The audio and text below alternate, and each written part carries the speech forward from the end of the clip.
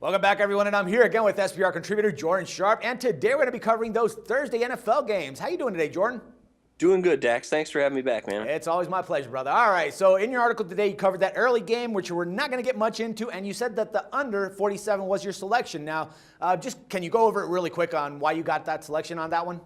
Yeah, these Thursday games are really, hit or miss with they're either really high scoring or they're kind of low scoring, it seems like, and I think that may be the latter.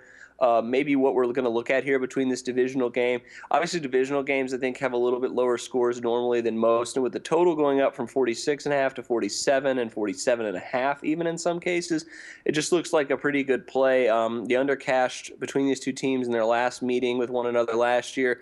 Unders cashed in 4 of the last 6 Bears games and 9 of the last 10 Lions games. So it's definitely more of a trend bet than anything. But I think with the fact that it is an earlier start on a short week, I think that may have a little bit of effect on the offenses here. These two teams, the Bears' run defense, as we talked about earlier in the week, has been a lot better this season. So if they can make the Lions one-dimensional, I think they'll have a little bit better chance of defending them. Obviously, on the other side, the Lions have really good defense too. So I think it's just a combination of a short week and the trends. I think really leaning me towards the under here. All right, folks. In any case, if you want more further information on that game, you can go ahead and check the article out at sportsbookreview.com. Now, the other game that we're looking at right now is the Eagles against the Cowboys, and here you're actually taking the under as well, but this one has got a 56-point total. Now, we all know that this is a very important game for both teams, considering the fact that the one that wins is going to lead the NFC East division.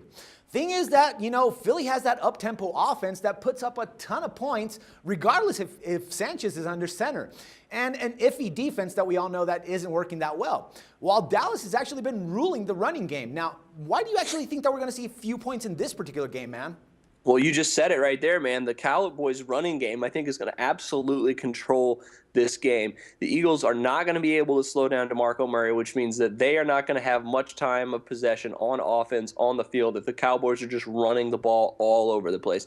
If DeMarco Murray doesn't get 25 carries in this game, I am going to be very, very surprised, because I think personally it's the only way the Cowboys are A, going to win this game, and B, going to keep the score low enough to where so they don't get in a shootout with the Eagles. Because if this game does end up becoming a shootout like the total suggests, the Eagles are going to win this game.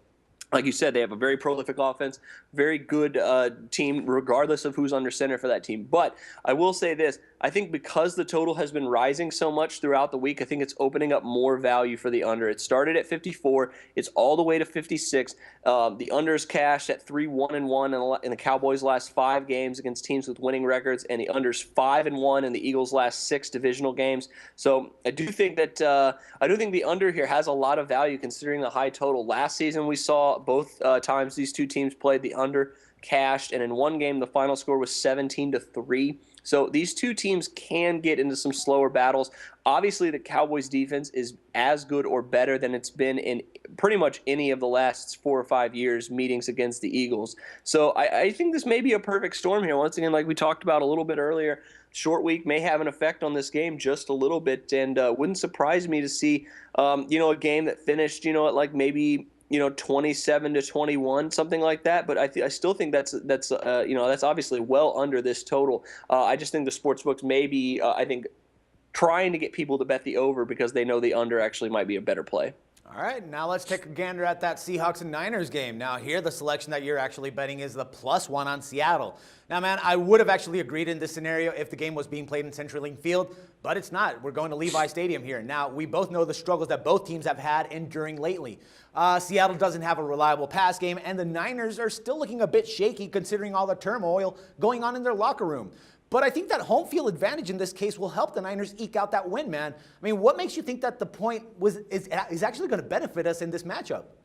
So the 49ers have only covered 2 of their last 7 home games, and they have looked really I don't think they've looked good at all over the last 5 weeks. We talked about this a little bit on Monday, and I think that's one of the main reasons I'm going with this pick. Not so much the fact that I really like the Seahawks in this game, but the fact that I really want to fade the Niners here at home. We saw the line move almost completely in favor of Seattle earlier in the week, which I think was a little bit telling to see that I think there is a little bit of split money on this game.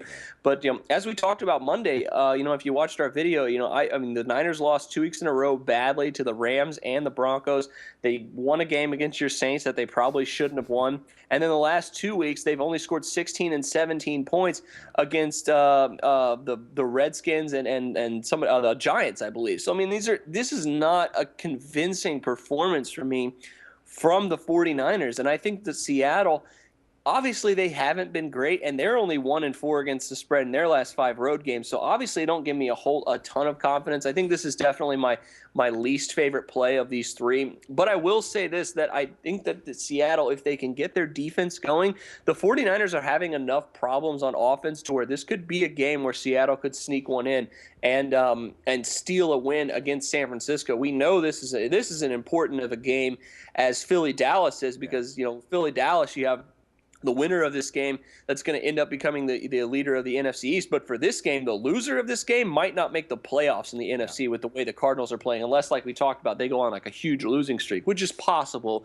But for right now, we have to go with what we know. And what we know is the 49ers aren't playing that well, and neither is Seattle. But somebody's got to win this game, Dax. So I'm just going to go with the team that I think is playing at least, not the worst right now, I guess is the best way to put it.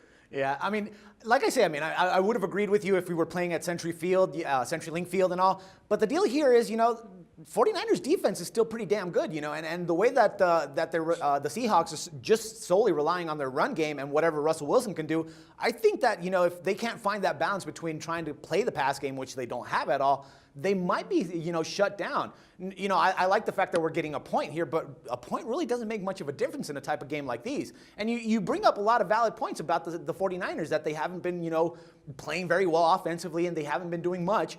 But still, it's just a little bit of the factor that they're playing at home. They're going to have that same thing that you said just now. If they lose this game, they might not go to the playoffs. And I'm thinking that they probably, at least Harbaugh probably wants to do it if he wants to keep his job there. But, it's just a little contradicting. I agree with you totally that this is the least pretty game to actually bet on. But I don't know, man. I'm just a little weary with that +1.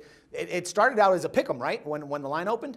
Yeah, it started off as a pick'em, then it moved in favor of the Niners, then it moved back into a pick'em, but slightly in favor of the Seahawks, and now it's back to -1. So there's obviously some sharp split on this game, and I completely agree with you. You bring up an absolutely very valid point that the 49ers defense is the better defense between these two teams, and they're playing like it. And now that they're at home, it's going to definitely give them a huge advantage. But like we go back to what we've been talking about here, the gloriness of a short week, you never know what you're going to get. And I think it throws trends out the window. But one trend on a short week that the Seahawks have been very good at, as they have covered their last 4 Thursday games. So I do think that if there is a team that is better suited to win this game on a short week, I think it's the Seahawks. If this game was being played on Sunday, I probably wouldn't even touch it. But the fact that it's on a short week, fact that I think that you have some evidence that the 49ers may not be as good as what as their 3-game winning streak suggests. So, it's just kind of me being a little bit speculative. It is obviously close.